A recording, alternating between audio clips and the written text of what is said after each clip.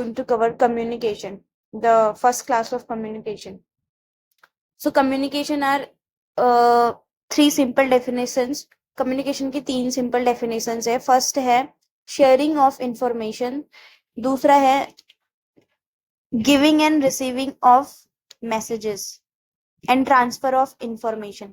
तो अगर हम इंफॉर्मेशन को शेयर करेंगे या फिर मैसेज को गिव या फिर मैसेज को रिसीव, मतलब किसी को मैसेज देंगे या किसी से मैसेज रिसीव करेंगे, तो उसको भी हम कम्युनिकेशन की डेफिनेशन में लेंगे. एंड ट्रांसफर ऑफ इंफॉर्मेशन, और इंफॉर्मेशन को ट्रांसफर करना भी कम्युनिकेशन होता है. Meaning of communication, Latin word है कम्युनिस एंड कम्युनिकेयर. इसका मतलब है कि make common.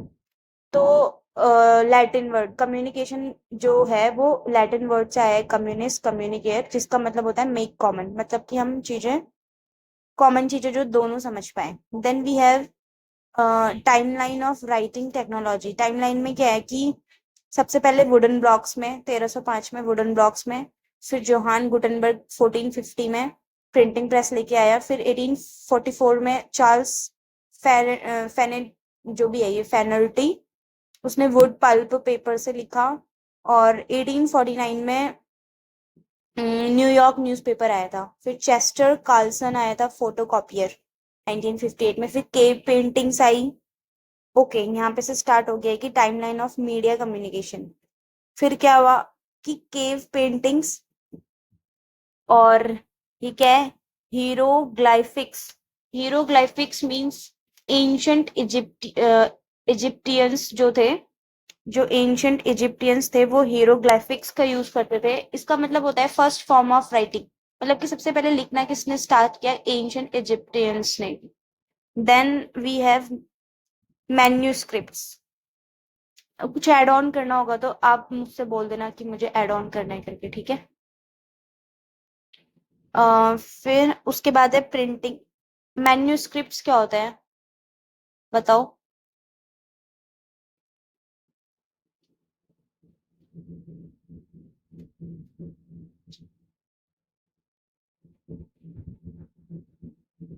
Manuscripts kind of menu, हर चीज जो भी पहले मेंशन्ड होगा, मतलब एक चीज में सारी चीजें की इंफॉर्मेशन एक जगह पे को देना मैन्यूस्क्रिप्ट्स हो जाता होगा. फिर है the printing press. Hmm hmm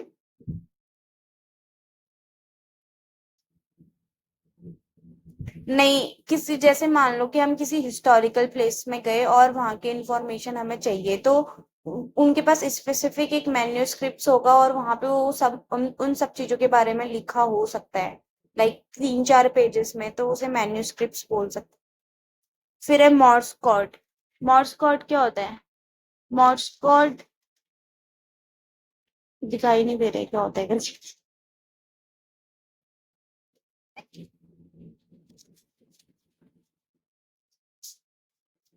manuscript भी फर्स्ट फॉर्म ऑफ राइटिंग है. मॉन्क ने स्टार्ट किया था. प्रिंटिंग प्रेस जो है 1450 में चालू हुआ था जोहान गुटेनबर्ग ने. मॉर्स कोड है पंचिंग मशीन, और सैम्यूल मॉर्स ने इसे फाइंड किया था. और टेलीफोन जो है अलेक्जेंडर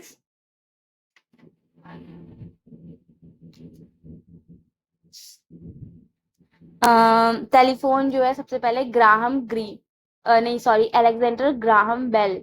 तो टेलीफोन 1876 में अलेक्जेंडर ग्राहम बेल ने टेलीफोन को फाइंड किया था सबसे पहले. फिर उसके बाद द रेडियो. रेडियो किसने किया, लूमीज लूमीज ने किया. वायरलेस एरियल कम्युनिकेशन बोलते हैं रेडियो को, वायरलेस एरियल कम्युनिकेशन. फिर है द कंप्यूटर.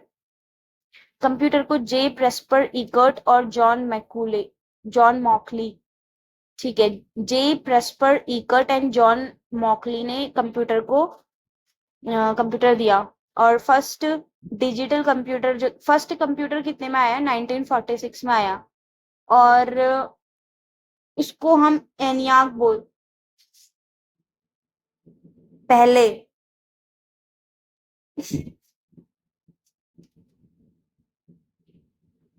आजादी 1947 में हुई थी भाई, उससे पहले 1946.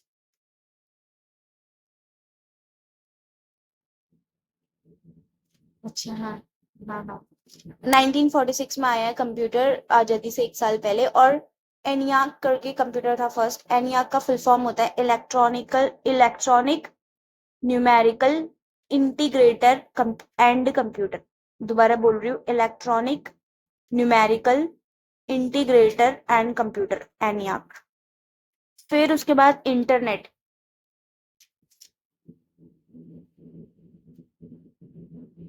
Yes, electric numerical. फिर उसके बाद इंटीग्रेटर एंड कंप्यूटर। इस ये फर्स्ट वो एनियाक फर्स्ट डिजिटल कंप्यूटर है ये। फिर इंटरनेट क्या होता है? इंटरनेट को बोलते हैं हम network of networks. Network of networks S बाद वाले में आएगा। किसने दिया था इंटरनेट? टिम बर्नर्स ली ने वर्ल्ड वाइड वेब दिया है। डब्ल्यू किसने तरीका है? टिम बर्नर ली ने। किसने दिया है डब्ल्यू? हाँ, स्मार्टफोन। सबसे पहले स्मार्टफोन आए, फिर सोशल मीडिया आए जैसे कि ट्विटर एंड इंस्टाग्राम। ठीक है, फिर नेक्स्ट। ये तो पता नहीं कहाँ से आया। अब देखो, process of communication, field of experience. सबसे पहले क्या होगा? सोर्स सेंडर सोर्स या फिर सेंडर मैसेज भेजेगा, और मैसेज भेजने को यहाँ पर इनकोडिंग बोलते हैं। फिर चैनल और मैसेज के थ्रू मैसेज जाएगा, और जब वो मैसेज किसी के समझ में आएगा या अंडरस्टैंड करेंगे तो उसे डिकोडिंग बोलेंगे। फिर उसके बाद रिसीवर या ऑडियंस उसे रिसीव करेगा। देन इसके बीच में ना एक डिस्टरबेंस होता है, उसको हम नॉइज बोलते हैं। और अगर हम इसको रिस्पॉन्स देंगे वापस से तो इसको रिस्पॉन्स फीडबैक लूप बोलेंगे, है ना। फिर क्लासिफिकेशन ऑफ कम्युनिकेशन क्या क्या है? क्लासिफिकेशन कम्युनिकेशन मैसेज के बेस में इंट्रापर्सनल कम्युनिकेशन होता है। किसके बेसिस में? Based on message. Okay, based on person I think. हाँ, पर्सन के बेस में। तो इंट्रापर्सनल कम्युनिकेशन जो होता है वो सेल्फ टॉक होती है, अपने आप से, वन सेल्फ से। अगर हम खुद से बातें करेंगे तो इंट्रापर्सनल कम्युनिकेशन।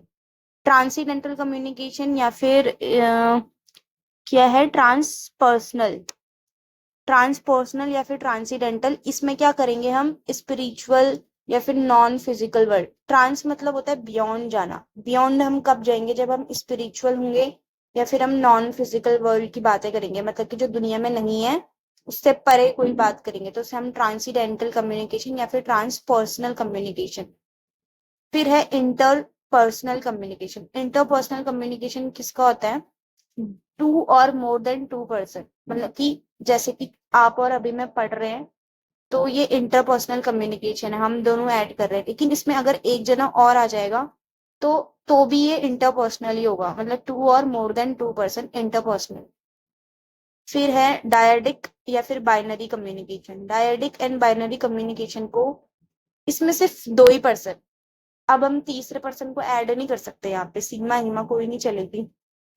तो इसको हम डायडिक या बाइनरी कम्युनिकेशन कहेंगे, only to person.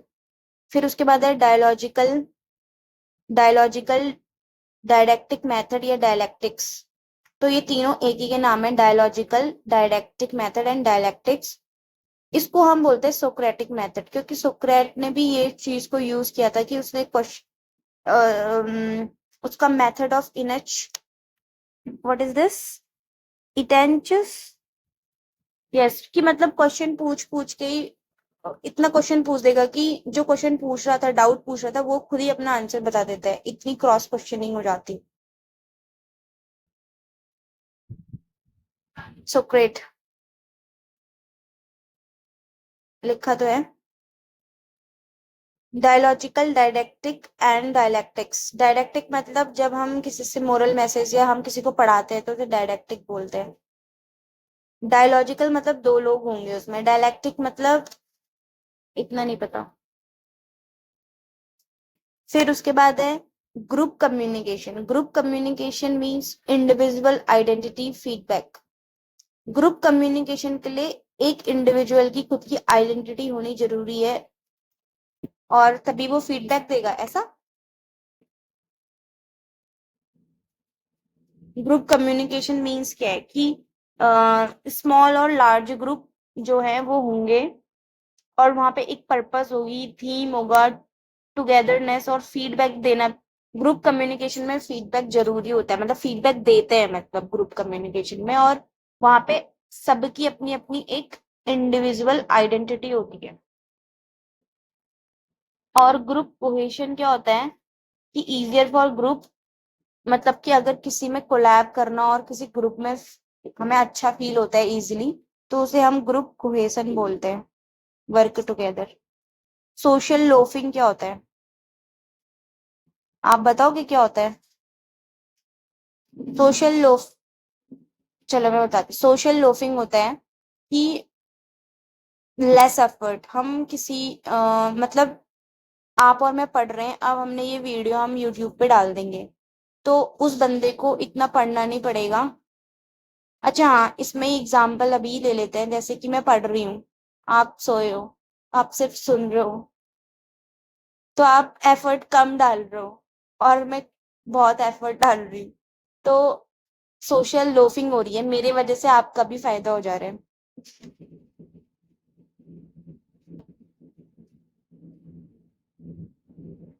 Yes yes. तो सोशल लोफिंग मतलब बहुत सारे ग्रुप होंगे, और उस ग्रुप में जो भी लोग होंगे, तो पांच चार लोग मेहनत करेंगे और एक दो लोग मेहनत नहीं करेंगे, तो फिर भी मतलब उन एक दो लोगों को, उन एक दो लोगों को फिर भी बेनिफिट होगा, तो उसे सोशल लोफिंग कहेंगे। फिर है रिड्यूसिंग सोशल लॉफिंग। हम कैसे रिड्यूस कर सकते हैं सोशल लॉफिंग को? कोलैबोरेशन करके, कंटेंट शेयर, कंटेंट बना के, and choices, minimise free riding. Free riding, free मतलब फ्री चीजें देना कम कर देंगे। इंडिविजुअल असेसमेंट, इंडिविजुअल सबका असेसमेंट लेंगे, एंड पीयर इवेल्युएशन, और सभी साथियों का इवेल्युएशन चेक करेंगे। और ग्रुप साइज हम स्मॉल रखेंगे, तो उससे भी सोशल लोफिंग रिड्यूस होगी। मास कम्युनिकेशन क्या होता है? मास कम्युनिकेशन चैनल या मीडियम मीन्स किसी भी चैनल या मीडियम के थ्रू हम, मतलब मास कम्युनिकेशन में चैनल बहुत जरूरी है, चैनल का या किसी मीडियम का होना जरूरी है, तभी वो मास कम्युनिकेशन होगा। लेकिन पब्लिक कम्युनिकेशन में कोई भी चैनल नहीं होता, जैसे कि रेलवे वगैरह, और वहां पर फीडबैक भी नहीं आता। पब्लिक कम्युनिकेशन में there is no feedback. And hot media cold media क्या होता है? हॉट मीडिया मैकलुहान ने दिया था, अंडरस्टैंडिंग मीडिया 1964 में। हॉट मीडिया में जो होता है ज्यादा इंफॉर्मेशन होती है, कोल्ड मीडिया में लेस इंफॉर्मेशन होती है। एक बार मैं हॉट मीडिया कोल्ड मीडिया को गूगल से चेक करती हूँ कि क्या होता है।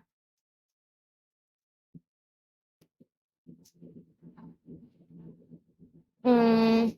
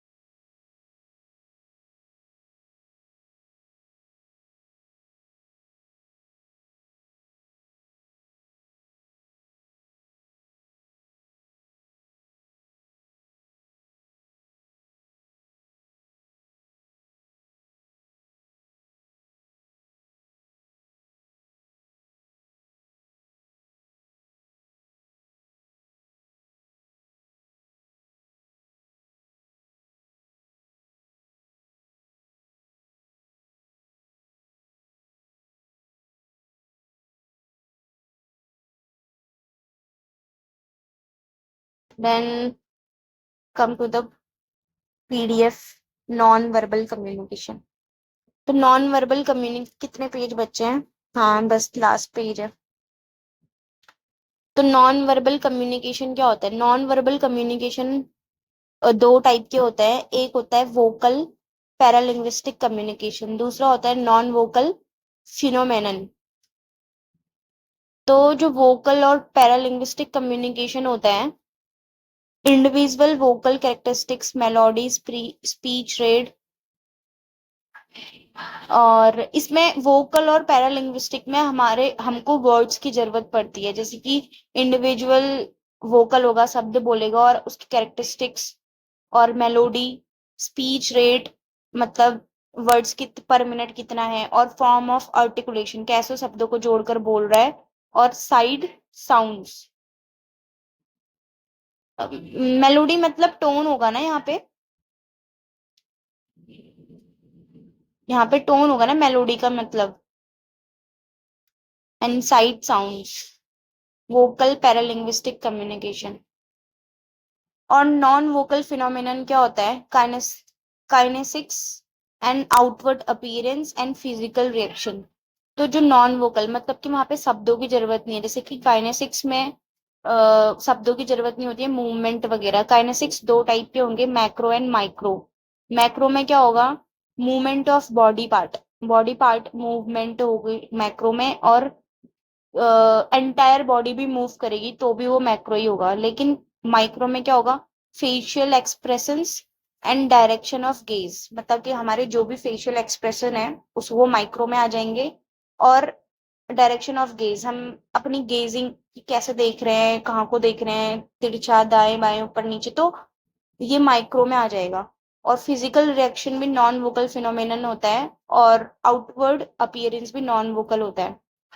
ओके, एक चीज मैं और क्लियर करूंगी कि पर्सन के बेस्ड में कम्युनिकेशन को क्लासिफाई चार भागों में किया था हमने। इंट्रापर्सनल, ट्रांसीडेंटल, इंटरपर्सनल, डायडेक्टिक, ये सारे हम पर्सन के बेस में किया था। और उसके बाद हमने ये हॉट मीडिया, कोल्ड मीडिया को हमने मीडियम के बेस पे किया था। फिर अब नॉन वर्बल कम्युनिकेशन में तो दो हो गए, वोकल पैरालिंग्विस्टिक एक हो गया, और नॉन वोकल में kinesics, physical and outward appearance. और जहां जहां भी वर्ड्स वाले आ जाएंगे तो वो वोकल पैरालिंग्विस्टिक हो जाएगा। अब जो एल्बर्ट मेहराबियन है, उसने 1981 में अपना रूल्स ऑफ कम्युनिकेशन दिया। उसमें उन्होंने बोला जो वर्बल वर्ड्स होते हैं वो, जो भी हम मुंह से कहते हैं वो 7% तक हमें याद रहता है, वर्बल वर्ड्स। एंड इफेक्ट, कि इफेक्ट कैसा रहता है, मतलब वर्बल वर्ड्स का इफेक्ट 7% रहता है। पैरा वर्बल मतलब कि टोन का इफेक्ट 38% रहता है। और नॉन वर्बल, अब हमारे जो एक्सप्रेशन है और हमारे जो एक्शन है उसका जो 55% उसका असर रहता है। मतलब अगर हम किसी से भी बोलेंगे तो 7% हम क्या वर्ड यूज कर रहे हैं, 38% हमने किस टोन में बात करी, और 55% कि हमारे एक्सप्रेशन और हमारा एक्शन क्या है उन चीजों को लेकर। तो पैरावर्बल टोन हो जाता है, जो कि अभी हमने नॉन वर्बल ऊपर भी देखा था पैरालिंग्विस्टिक में, तो वो भी टोन ही हो गया। और इसको याद रखने की ट्रिक कैसे बनाएंगे हम? 7, 38 एंड 55। तो बन तो नहीं रहा है कुछ। तो सबसे पहले हम 5 और 7 को अलग कर देंगे, और 38, अरे नहीं, अरे 38 को ऐसे याद रखेंगे। फिर मेटा कम्युनिकेशन क्या होता है? मेटा कम्युनिकेशन जो टर्म है, एक सेकेंड, जो ऊपर का ट्रिक ये है कि सात सात को अगर हम 17 कर देंगे तो 17 दूनी 34 होता है, तो 7, 38 और 55 तो याद रहेगा कि 2 बार 5 5 आ रहा है। तो नॉन वर्बल एक्सप्रेशन का 55, पैरा वर्बल का 38 एंड वर्बल का 7। फिर है मेटा कम्युनिकेशन 1951 में टर्म आई, किसने दी थी?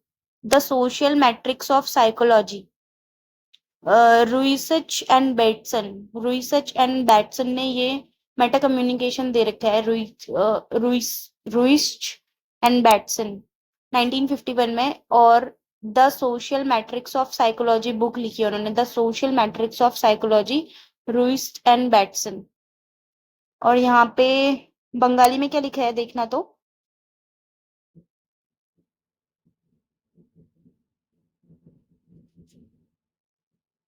मेटा कम्युनिकेशन की लाइन है एक।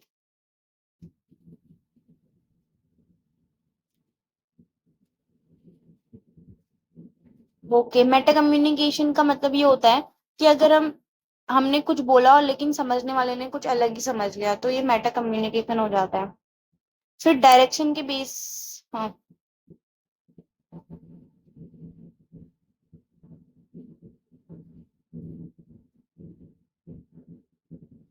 हम्म। Hmm. Based on direction. Direction के बेस में सिक्स कितने हैं? Formal, downward, upward, horizontal, diagonal and informal. Let me see in the book. Formal communication, okay. हाँ, ये डायरेक्शन के बेस में है सारे के सारे। एक, दो, तीन, चार, पाँच, छह, छह कम्युनिकेशन जो डायरेक्शंस के बेस में है। सबसे पहले formal communication. Formal communication means कि हम, इसमें कोई भी हायरार्की नहीं होती है। आई थिंक हायरार्की होती है, फॉर्मल में हायरार्की होती है कि ऑफिशियल जो भी ऊपर होंगे उनसे हमें फॉर्मली बात करनी पड़ेगी, हमने टाइमली, एक्यूरेट, ऑर्गेनाइज्ड मैनर में बात करनी पड़ेगी। और इंफॉर्मेशन, डिसीजन, नोट, रिमाइंडर, ये सब का एक पाथ होगा। फिर डाउनवर्ड कम्युनिकेशन क्या होता है? Downward communication top to bottom. अगर बड़ा आदमी छोटों से बात करेगा तो वो डाउनवर्ड कम्युनिकेशन हो जाएगा, जैसे कि टीचर स्टूडेंट से बात कर रहे हैं। अपवर्ड कम्युनिकेशन क्या होता है? अपवर्ड कम्युनिकेशन जब बॉटम से ऊपर, मतलब कि अगर कोई अम, अगर स्टूडेंट टीचर से बात करेगा तो वो upward communication. Lower hierarchical level to higher, मतलब बच्चा बड़ों से बात करेगा तो वो हो जाएगा हमारा अपवर्ड कम्युनिकेशन। फिर है हॉरिजॉन्टल या फिर लेटरल कम्युनिकेशन। हॉरिजॉन्टल और लेटरल कम्युनिकेशन वो होता है जब जो एक साथ जो पीयर पीयर कम्युनिकेशन होता है, जो एक साथ जो भी साथी लोग बात करते हैं उसे हॉरिजॉन्टल या फिर लेटरल कम्युनिकेशन कहते हैं।